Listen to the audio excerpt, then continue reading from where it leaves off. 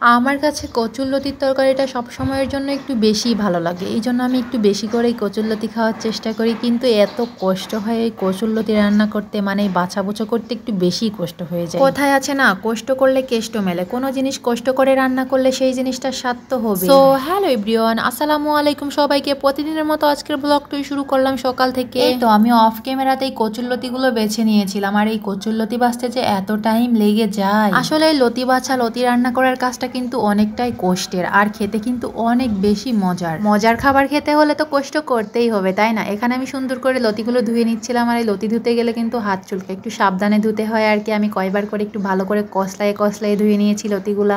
আর এই লতিগুলা একদম টাটকা ছিল, দেখেই বোঝা যাচ্ছে কেমন সবুজ। ওদিকে আমি মাছটাও ফ্রিজ থেকে বের করে পানিতে ভিজিয়ে রেখে দিয়েছিলাম, এখন সুন্দর করে ধুয়ে নিচ্ছিলাম। এখানে আমি ইলিশ মাছ নিয়েছিলাম, আর লতি দিয়ে ইলিশ মাছ খেতে তো অনেক বেশি মজা। চিংড়ি মাছ দিয়েও লতি রান্না মজা লাগে, ইলিশ মাছ দিয়েও লতি রান্না মজা লাগে। তো এই যে মাছগুলা ধুয়ে সুন্দর করে একটু লবণ হলুদ মাখিয়ে তারপরে তো মাছটা হালকা করে একটু ভেজে নিব। আর ভেজে ছাড়া তো আমরা মাছ খেতেই পারি না, যে কোনো মাছই। তো এই যে মাছে হলুদ লবণ আমি ঝাঁকিয়ে মাখিয়ে নিলাম। তারপরেই তো চুলায় ফ্রাই প্যান বসিয়ে দিয়েছি, তেল দিয়ে যে মাছগুলো ভেজে নিচ্ছিলাম আর কি। সুন্দর করে এক এক করে দিয়ে মাছগুলো একটু হালকা ভেজে নিব। আসলে মাছ আমরা না ভেজে খেতে পারি না, সে যে কোনো মাছই হোক না কেন, আমরা মাছ ভেজেই খাই সব সময়ের জন্য। এখন সুন্দর করে মাছগুলো যে ভেজে নিচ্ছিলাম উল্টিয়ে পাল্টিয়ে, আর তারপরে তরকারিটা চুলায় বসিয়ে দিব। আর যেহেতু লতি চচ্চড়ি করবো, এই জন্য আমি একটু মাথা নিয়েছিলাম আর লেজের কাছের মাছ নিয়েছিলাম। এগুলো দিয়ে চচ্চড়ি করলে অনেক বেশি মজা লাগে। তো এই তো মাছগুলো ভেজে উঠিয়ে রেখে আমি এখন তরকারিটা চুলায় দিয়ে দিব। আর আমি কিন্তু এভাবে করেই চচ্চড়ি তরকারি রান্না করি। যারা আমার ভিডিও রেগুলার দেখেন তারা দেখলেই বুঝতে পারতেছেন যে আমি চচ্চড়িটা সবসময়ের জন্য এভাবেই কাটা মশলা দিয়েই করে থাকি। মানে এই যে পেঁয়াজ মরিচ কেটে দিয়ে রান্না করে আর কি। সবাই বাটা মশলা ইউজ করে, আমি এখানে কাটা মশলা দিয়েছি আর শুধু হলুদ লবণ, আর কিচ্ছু না। পরে এই তো লতির ভিতরে কিছুটা আলু এভাবে